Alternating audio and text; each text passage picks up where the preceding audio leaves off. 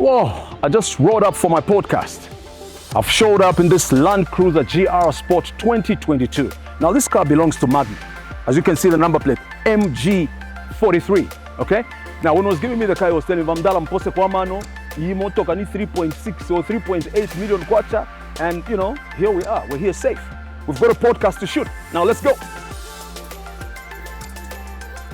So, my moment of the week was a very interesting one because I took part in Africa's biggest bike ride. It's called the Ubuntu ride. So all across Africa, all the bikers get together from a certain time to a certain time, and all of them do a ride. So regardless of their affiliation, regardless of club, got together and they rode together as Ubuntu. So it is a big ride, and all across Africa, all the bikers have done the same. So it was a really interesting ride.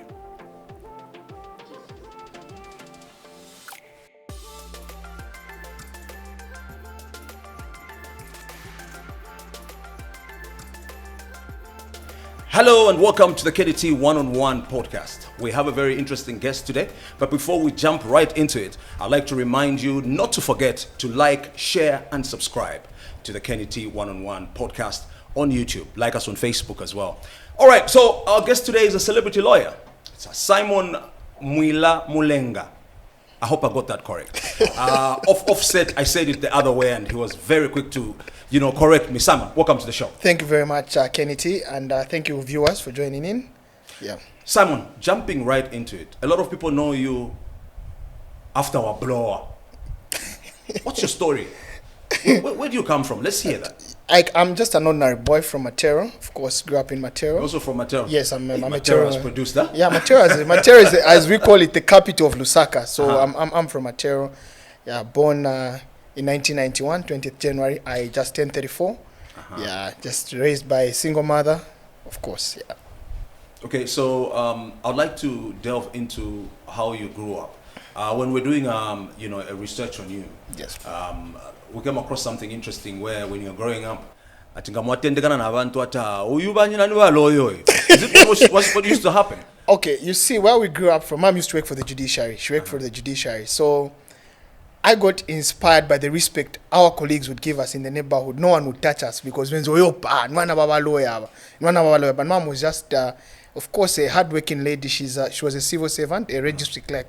For lack of a better term, yeah, she worked in the judiciary as a registry clerk. Yes. Okay, so growing up, what was growing up like? I mean, if you tell me that you grew up with just your mom, yes. What are some of the struggles that you went through while growing up?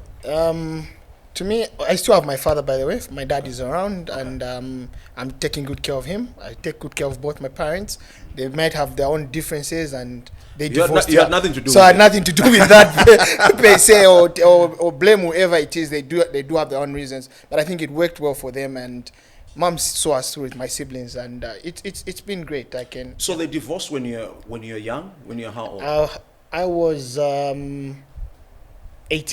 18 years, 17, 18 years thereabout, yes. So how was the decision arrived at as to who goes with who? How did you remain with your mom? Is it a decision you made, or? It's a decision we made. I mean, Mom has been there for the most of our time. She's been the one sponsoring my siblings and I. So I thought it's just okay that I stick around Mom, and Dad does his own thing. So we stuck around with Mom, and that's how we got here.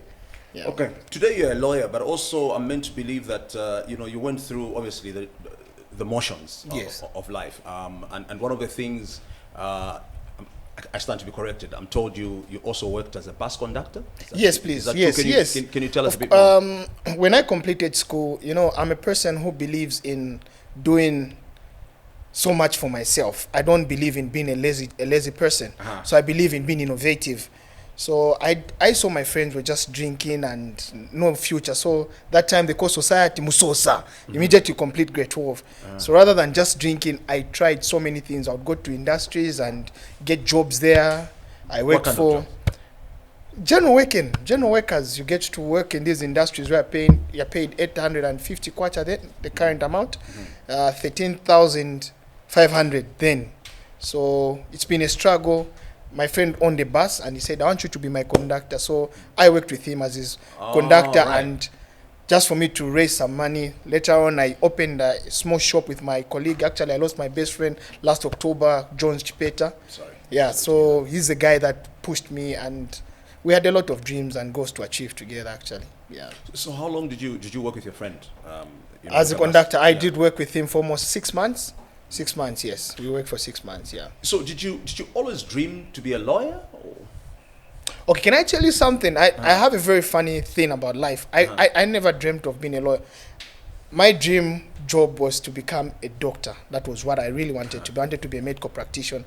But the respect I would get in Mkomboni, one of our lawyer, that actually motivated me. Yeah. Then secondly, you know, people need to put some respect on my name. Yeah. So whatever they can say, whatever opinion they can have about me, at the end of the day, they must say, he's a lawyer. I just needed that prestige that comes with being a lawyer.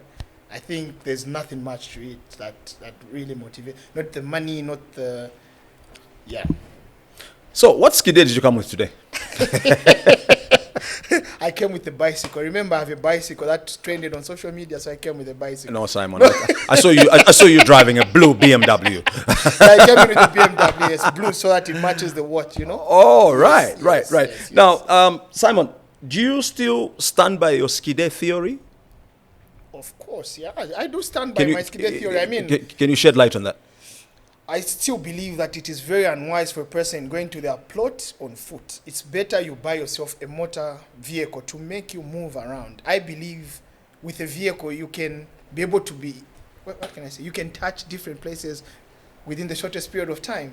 Why should you buy a plot? Building is very expensive, Kennedy. I built my house recently, and we just moved in last year.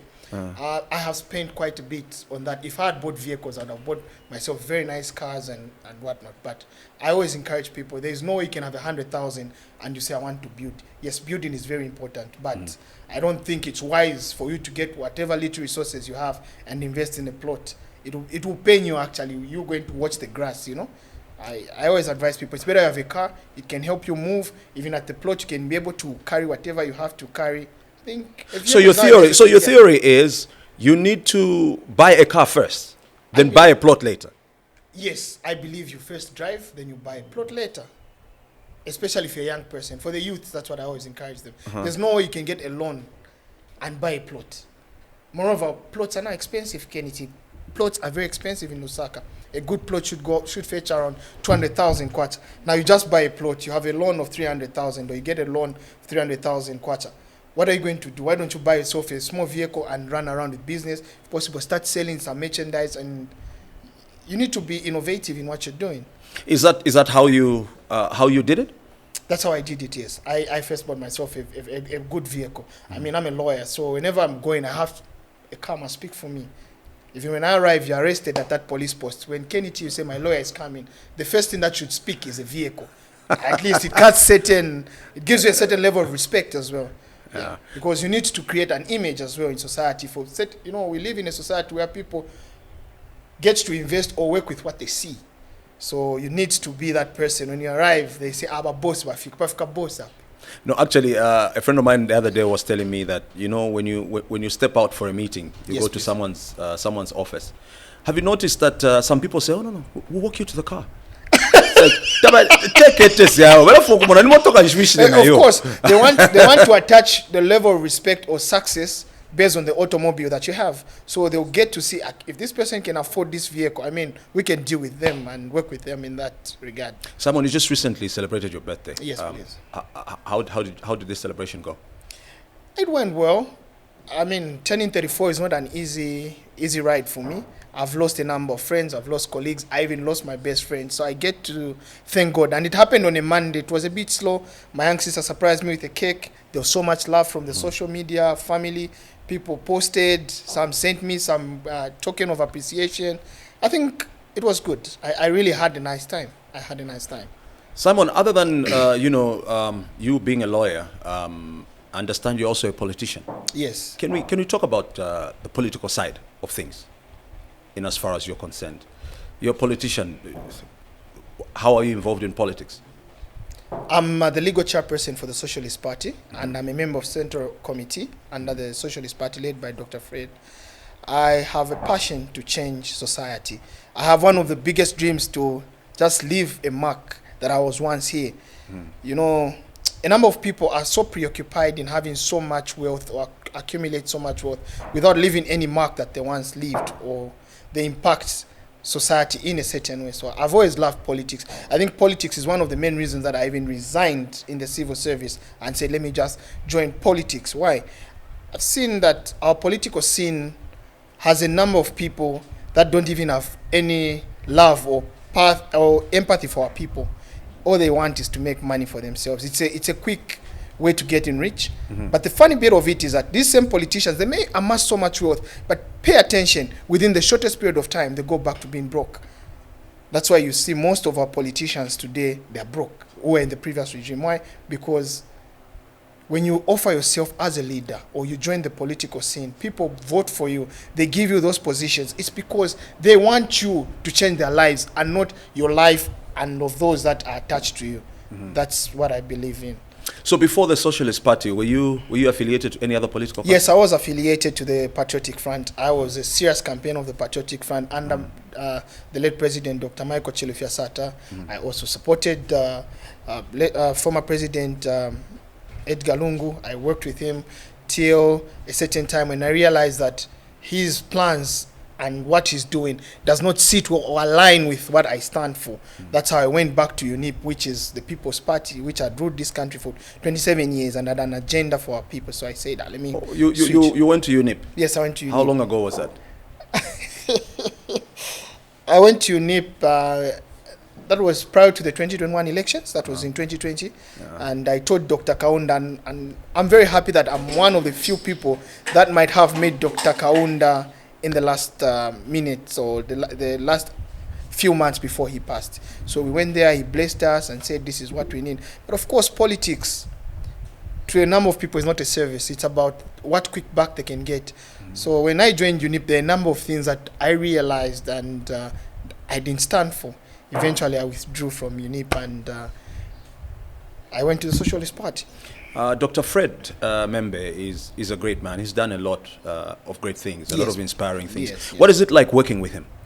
I'll be very honest with you. He's a father to me, and he's a politician that I've gotten to love. I know politics, people say there are no permanent friends and permanent enemies, but I think I've gotten to love Dr. Fred. Dr. Fred gives opportunities and chances to young people. At 33, he's given me such a huge position to become a member of Central Committee and the legal chairperson. That's not an easy task for a young person like me. So he believes in talent. He believes in young people. And when you find such a leader, you really need to stick around them. Why? They'll see you grow. You know, the problem with our society is that people do not want independent minds. People do not want young people that are innovative, young people that stand for something. What they want are just bootlickers. The one who gets to shout, boss, boss, the loudest becomes their darling. So Dr. Fred is a very resonant man. I think you can tell even from his interviews and the number of works that he's done. I hold him close to my heart, yeah. Great. In one of the interviews, you said you wanted to revamp a particular school. Yes, please. How far has that gone, and why did you particularly pick on this school? I wanted to revamp Southern Primary School. That's the school where I did my first grade to fourth grade. Well, I never did primary and preschool for one simple reason. Nenza kulila school, I would cry. But I would cry, like just crying, and I would get seriously sick. So amongst my siblings, we are the 5 of us. I'm the only one who never did primary. I'm the only one who never did preschool or this nursery baby class, because purely I would cry. So when I went to Southend, it was a very good school, and I met so many friends. Some of them, even up to now, we are good friends. We're in touch. There are a number of opportunities that they're able to offer to me. We're able to transact on a number of things. Now, I've seen the way the school is being kept. It's really in a very bad state, and it pains me each time I pass through town and look at, this is a school that made me to be where I am, but it's really dying down. So I feel we need to give it life. What exactly do you intend to do? And then are you asking other... Just to improve the infrastructure there, of course, the standard of learning as well, give it that boost, and just give it that good look. You know, like I said, I went there from grade 1 to 4. But due to financial difficulties, my parents couldn't afford to keep me there, and they took me to a school called Tualumba. But I'll tell you something, you know, you know, even when I went to Tualumba, I hated that school. Sorry to say that, but it's a good school, but I hated it. Kennedy, I'm a person who's always believed in hustling. You know that at a young age, I wanted to take myself to a private school. How I was going to do it, I don't know. But I didn't like Tualumba. I said, I'll take myself to... There was a school called Moonlight. They were paying 30, which is now 30 kwacha 2 days. 30,000 kwacha per month. I almost... How were you going to manage to pay that kind of an amount? Were you working? Were you doing some business? I live a faithful life. You know, I don't fear figures. I don't know why. I don't know why. But I'm not a person who fears amounts. So I was nothing, but I was able to say 30,000. I can be able to, if I'm able to work around the community, I can raise that money over the weekend and take myself to a private school. But I thought that would be maybe an insult to my parents. And that's how I just changed the whole narrative. I'm a person who doesn't like to settle for mediocrity. Yeah, because I'll tell you a very simple story. You know, at the age of 16, I was one of the first people in Matera to own DSTV. Oh, right. Yes. I bought DSTV. Everyone in the Mukombo knows from my Tamba free to air, Thunderbolt, BTV. Bali, I only got my mother's NRC. She didn't know what I was going to do with it. The next day, she just gets surprised. Said, Tafaka, Eusat Mdala pa bond. DSTV, Wamutamba channel. Oh, the whole house was shocked. Where have you gotten this money from? It's school fees Mdala. You know, school fees, yes. I took the risk. I used my school fees. I don't know why I did that, but I just hated the narrative when you go into class, these teachers associating with your elite friends. So there are things that I get to do in life that sometimes I sit back and say, whoa, that was risky, but I just have to do it. I'm a risk taker. So if you use your school fees to pay for cable television, yes, what happened to the school fees that should have been paid to did you have to look for more money somewhere else? Yes, I had to look, you know. Or did you drop out? No, I didn't drop out. I actually proceeded up to grade 12. I mean, those are my school fees I used for in grade, that was grade 11, 10, 11. But I managed to complete. I would do side hustles. As a schoolboy, I would do Kaloba. I would still give out money lending business. I would do out money lending business to colleagues. Okay. Give him a 50 kwacha, pays you next week when they give him transport money, 75 kwacha, 75,000 then. So myself buying cable TV for the family is not something that I felt was a burden, but it was something that I just felt that I needed to just change the narrative and just level up, you know? Yeah. Absolutely. You're watching Kenny T Podcast 1-on-1. Remember to like, share, and subscribe. So Simon, let's talk about your personal life just a little bit. Yes, please. Are you married? Yes, I'm married. How many kids? Can you tell us about that? Yeah, I'm married. I got married in 2020. This May, I'm turning 5 years in marriage. And I have one son. He's 6 years old, yeah. I'm told you don't drink. I don't drink. I don't smoke. What happened? Have you smoked before? Have you drunk before? I used to drink a lot. I used to drink, yes. I was a serious drinker until 2012 when I quit drinking. I used to smoke as well. I drew inspiration from my uncles, my dad. Yeah. I smoked a lot. I stopped smoking in 2016. That's when I stopped cigarettes. Actually, smoking took longer than alcohol. Yeah, so I've smoked cigarettes, weed, chamba. Yes. But so what made you stop? Is it for medical reasons? Doctors told you not to? No. Just personal reasons. Number one, I hated the fact that alcohol is expensive. And alcohol it's a very expensive habit that I can't afford. I have a lot of responsibilities on my head. So are you speaking for now or that time? Even that time, I knew very well that I had a lot of responsibilities. Now that I'm working and I have so much to do for the family, everyone is looking up to me and all that. So I knew that if I continue drinking or become reckless, it's going to be a bit of a challenge for me to achieve what I want. So I just gave up on alcohol. And I hated the fact that when you wake up in the morning, you're hangover, you've lost money, your car is scratched, they've stolen your property. So I just said, this life, I can't afford it. Not that I have any issues with drinking or people who drink. It's their personal life, so personal choices. There's nothing that actually happened which was like a life-changing moment? No, there was no life-changing moment. There was no life-threatening moment. Actually, the previous night I was drinking. I was very drunk that time. And I woke up in the morning. I said, I'm done with drinking, and it's just a personal decision I made. Went to church, prayed over it, told God to guide me in this path, and it's worked well for me. It has worked well for me. Was the drinking causing a bit of problems at home? Not at all. I'm never violent when I'm drunk. I was never violent. I'm just a cool person, but maybe from a standpoint of maybe the wife also didn't like it. Well, at the time I got married, I had already stopped drinking. I only married in 2020, and I stopped drinking in 20. So I got married 8 years after I stopped drinking. Yeah, so I got married in 2020, and I stopped drinking in 2012. I also just wanted to focus on my education. You see, when I gave up, when I started work, one of my goals was I should be taking myself to school while I'm working. But I found myself in this web of cool friends, the cool guys. You know, a lot of people want to fit in. They don't know what they stand for. So they really want to fit in and be accepted in society by certain friends and colleagues. So I saw that my friends were not taking me anywhere, because every Friday it was a life of a party. Saturday, Sunday, Monday hangover, what? No, I said, guys, Simon, remember your goal. Your dream is to become a lawyer, and you have to go back to school. You can't continue on this path. So your law school, how was it? It was interesting. Law school was very interesting. Ziale is where I found a number of challenges. I've had a successful and smooth academic ride. I think I've performed very well. I've been a good student or pupil, for lack of a better term. And my points and grades have been very good from grade 1. I always used to pass 1, 2, and 2, but 1-0. Yeah, and so I was performing very well.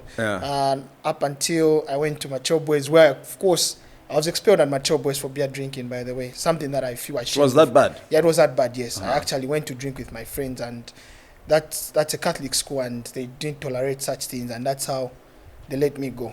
So at that point when you expelled, you didn't feel like quitting school?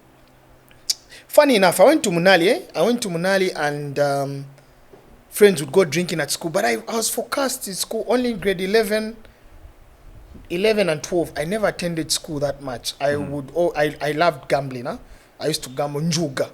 So class,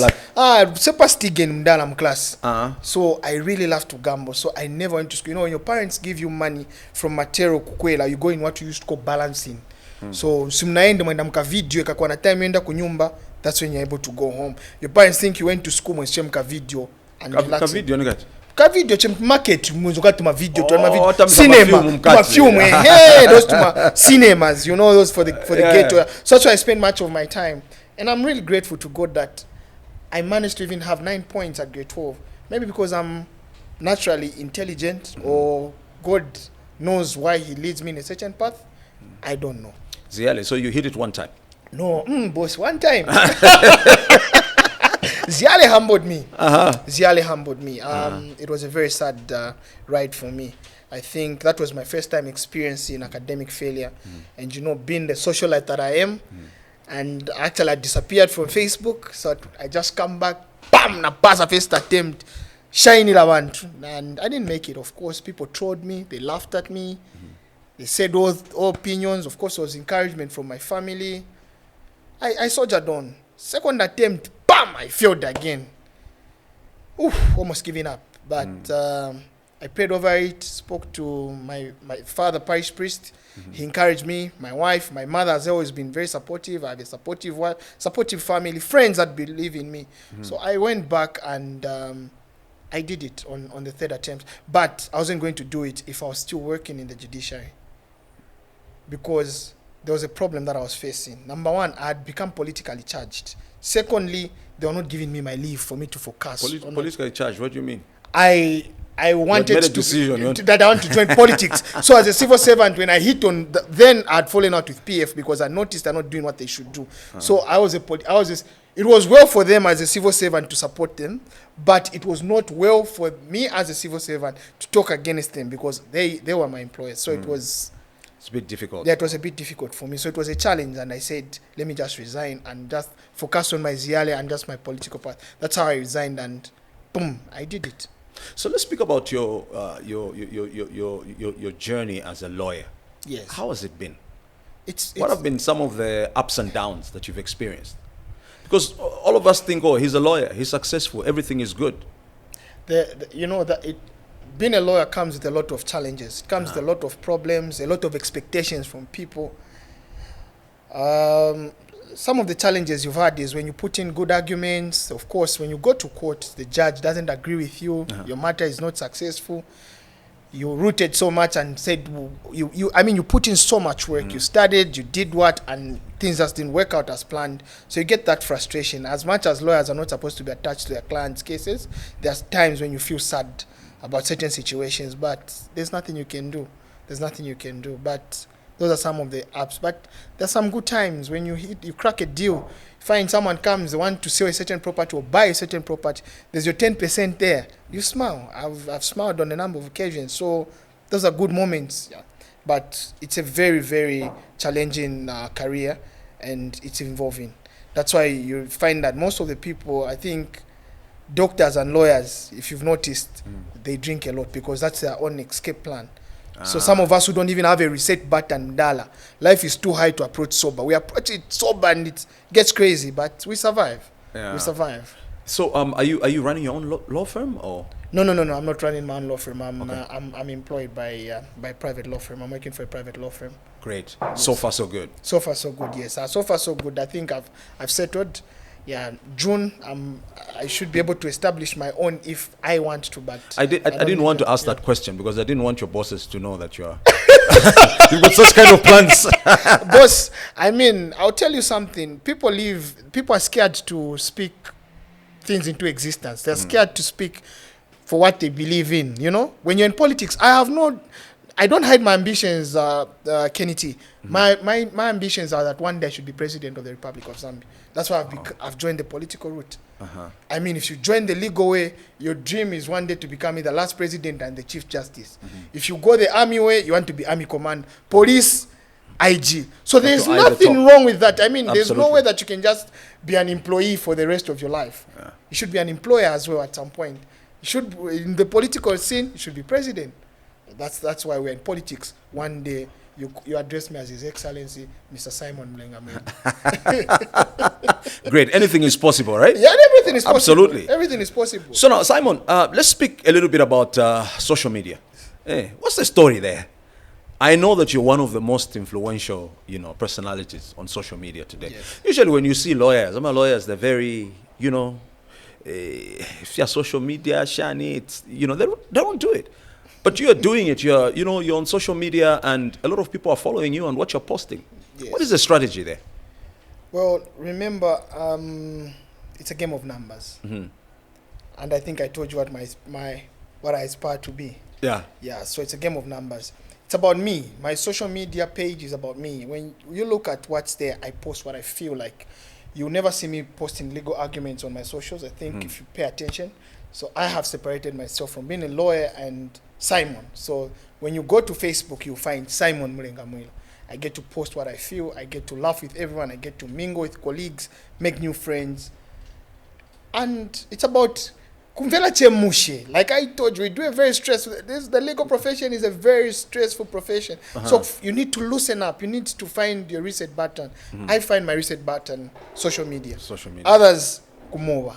Others kulwagelo. So it just depends on what you stand and where you find your happiness. How do you feel social media has impacted your life? From a negative as well as a positive sense. I think from the positive aspect is that Facebook has made me to be who I am today. I'm a lawyer today because of Facebook. I'm sitting here with you, great people that I would see on TV because of Facebook. Yeah. When I look at social media, it's a platform that has changed my life. I've dined and wined with the finest people of society. I have done so many deals, received so many favors just being Simon from the social media. I've gotten away with certain speech therapy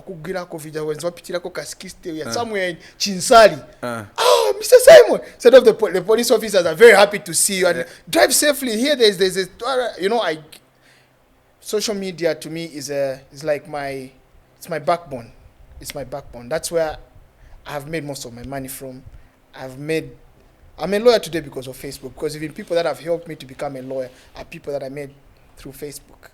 Yeah. I know there's a lot of young people out there, obviously young and old, that obviously would want to, because you can make a living, I mean, out of social media, really. People are earning a living out of social media today. What strategies did you put in place? Like, okay, nzachita so that bantu manje, you know, bambe kunikonga and all of that. The key is just be you. Don't throw drama at people. Don't hate on people. Don't spread negativity. You know, just be you. That's why I always tell people. But if I want to imitate Kenny T, I can't be Kenny T. There's only you. So I have to be formal in what I'm doing. I have to do my own things. It's about me. It's my storyline. That's why Facebook asks, what's on your mind? I get to post what's on my mind. So I can't be you. You can't be me. So the problem that I've realized is that people try to imitate others. And in the end, they get frustrated. You know, I think the people who made that app are very clever. It plays on people's emotional intelligence. So you find that when people hype you for the hate that I have, I throw tantrums at you, Kenny T. The next thing, I have a large following. Next day, people get to know who I am. I'm just a bitter soul. They don't follow me. People don't follow bitter souls. People follow happy souls. If you look at my socials, I have over 260 followers, and I follow no one. Oh, you don't follow anybody? No, I don't follow anyone. Is that deliberate? Yes. I mean, it's just that I'm Simon. Follow me. so Simon, but through this social media, your social media journey, you've had some fights with some personalities as well on social media. Of course. Remember, are those real fights or no? Stage fights? Those are real fights. Like I'm telling you, it's a game of numbers. So if I pick on you, and you respond to me, definitely some of your followers will follow me. So social media, people have understood the power of social media, that the more followers you have, the more people talk about you, the more opportunities that are open for you. You know, social media has now changed. Even in the USA right now, Donald Trump is back as president. Why? Because of social media. His son helped him boost the social media image and all that. Zambia here, the president campaigned on social media. He made it. Why? Now everyone now understands and appreciates the value of social media. Whoever buys a smartphone nowadays, the first thing they'll do is to download 2 applications, WhatsApp and Facebook. And now there's TikTok, of course. So it's like we are netizens now, and it's a global village. So we are together. Yeah. How does your family and friends feel about what you do on social media? What do I do on social media now? For you, it's a strategy. Of course, I'll be very honest with you. My mother gets affected. She would get affected. Even my siblings get affected. Why are they kulembera? Mom would feel very touched. But you know what I told her? I told that I am the one who's put myself on social media. Let me run with it. If possible, don't even follow me. I'll handle this. Because sometimes people write the craziest stuff about you, you know. Sometimes when you read, you're like, what? You know, but it's one of those things. There's nothing I can do. How are you able to draw a line between, you know, your social media personality and obviously your professional side, the legal side? Very easy, boss. Like I've told you, on the social media there you find Simon. In court you find Counsel Simon. 2 different people. When I'm in court, I mean business. When I'm on social media, I mean social media work. That's why you never see me drag legal issues to. The only thing you see me is, of course, dressed in my attire as a lawyer, pictures of me graduating and all that. But you never see me discuss issues, legal matters on the social. Even commenting on the hottest debates in the country that may be there that have to do with legal opinions and whatnot. I never give any opinion. I just have a great feeling. I started those things and I've forgotten about them. There's a lot going on social media. You being on social media, you're not exempted from being bashed left, right, and center. Yes. Tell me, is there a particular story that has been written about you or something said about you that has really, really hurt you? That's a very good question. Like I said, social media really doesn't get that much to me. I've heard so many stories. Someone will say, I borrow people's cars. I'm this one's boyfriend. I'm this one's girlfriend. I'm this one's what. I've heard so many negative stories. But to be honest with you, there's nothing really that moves me or breaks me. For one simple reason. All the negativity that's thrown at me on the social media platform by various people, it has nothing to do with me. Mostly it's about them. It's them who have their own insecurities and dealing with their personal battles. So they're just looking for a place where they can dump their trash. And unfortunately, at that moment, I'm the next person where they can dump their trash. So really, should I move around and be hurt that this person said this about me? I really think I have a lot of things to preoccupy myself with than worrying about an opinion given by someone who's probably frustrated, facing their own life struggles and frustrations. So I don't pay much attention. Do you think people are jealous? Yes, jealous is real. Tetu jombolo like, tetu jealous. You feel jealous. Yeah. Of course, and the jealous most of the time it comes from the people that you grew up with. Yeah. That's how life is, because they feel bad that you're not on the same level or you have elevated. People would love it that every day palanch mwagura tumabanzi mwagaba na zigi mwapanga. But the moment you say, guys, let's upgrade, chambe kujako oroka pizza this time around, timako na ka orange juice, they'll be very uncomfortable with you and they'll start shunning or stepping back. So most of the negativity and the hate actually starts coming from the people that grew up with you or people that have seen you grow. They don't appreciate your new growth. They still want to treat you and associate you with what you wear. So people still want to look at me today, ask Simon Kenzosenza Poka Conductor Kapule, and do not acknowledge the fact that I'm legal counsel now. I'm a lawyer of one of the biggest political parties in the country. And they still want to downplay my success. So it's one of those things which we go through. I hear you.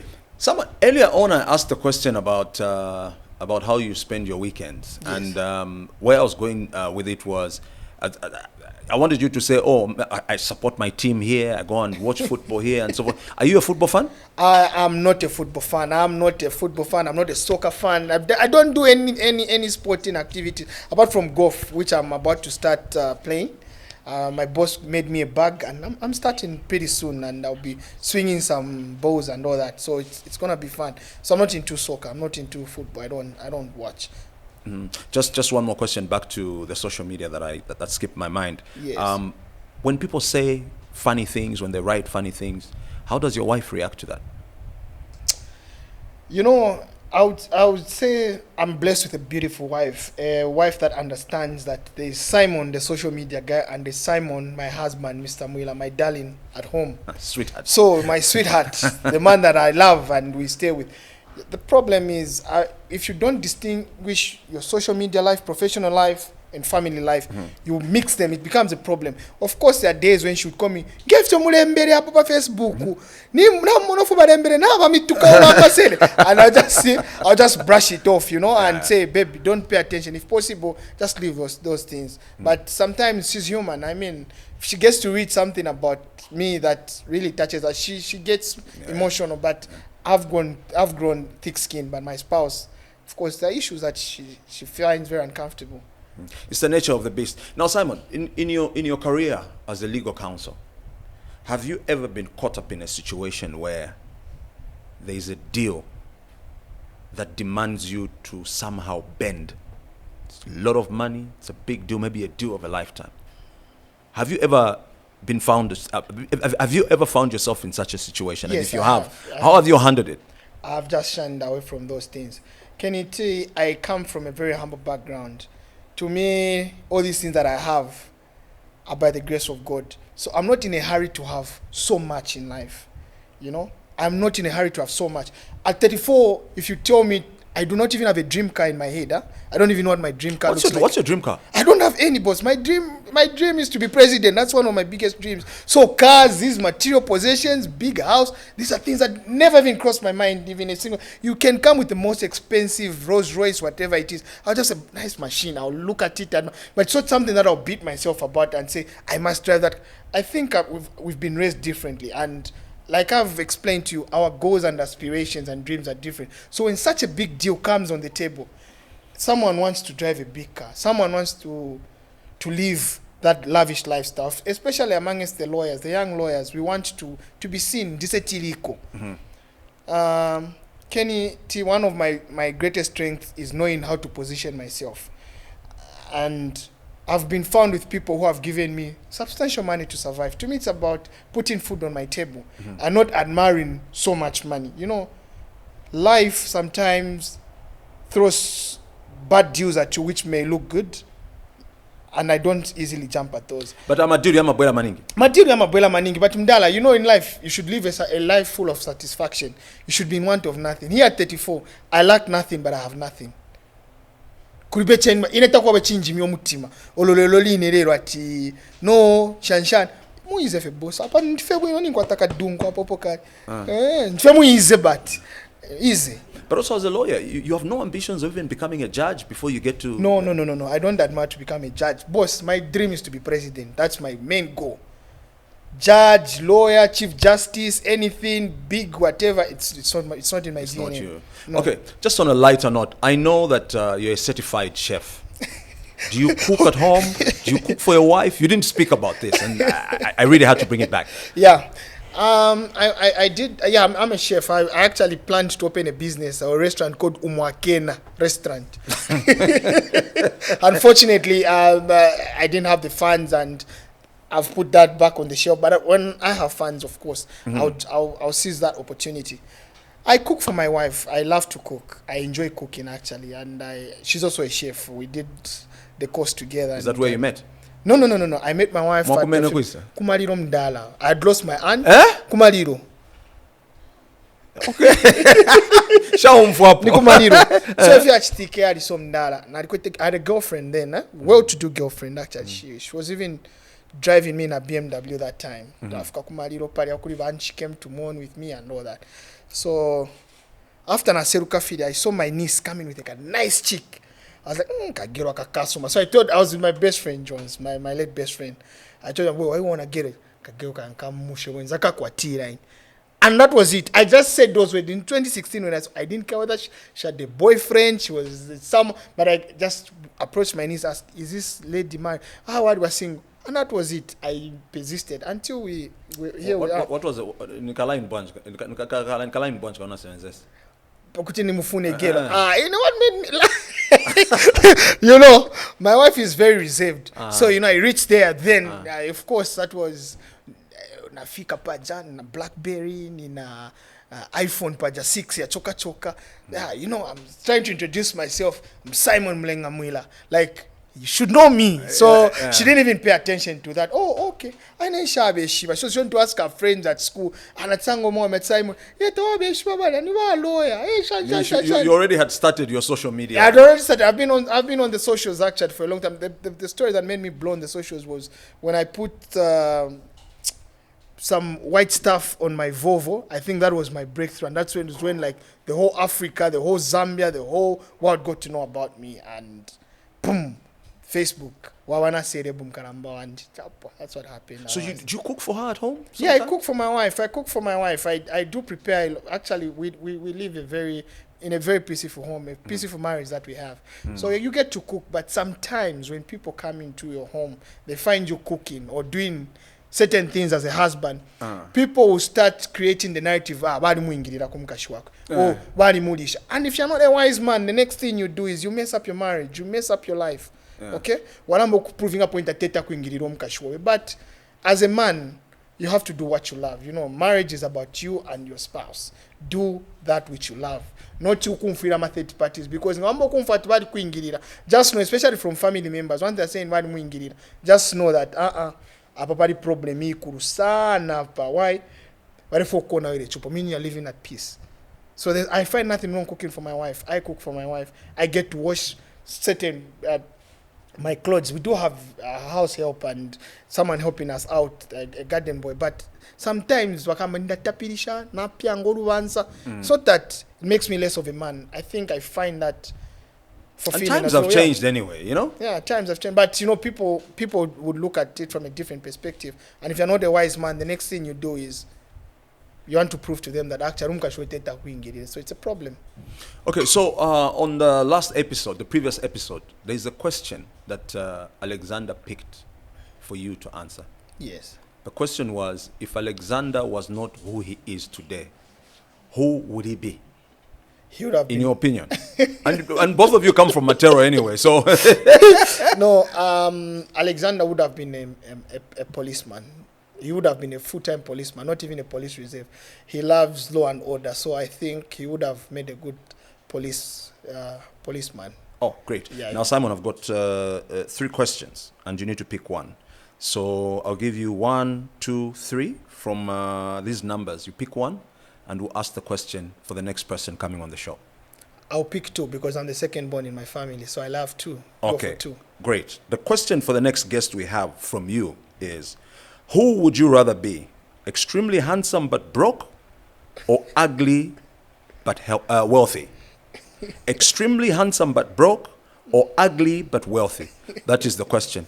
So we'll ask it to the next guest that we have. Simon, thanks a lot. Thank you so much. It was Kenzie. nice catching Thank up, you. and hope to see you soon. Oh, please do. Thank you. Cheers. Thank you, viewers. Thanks.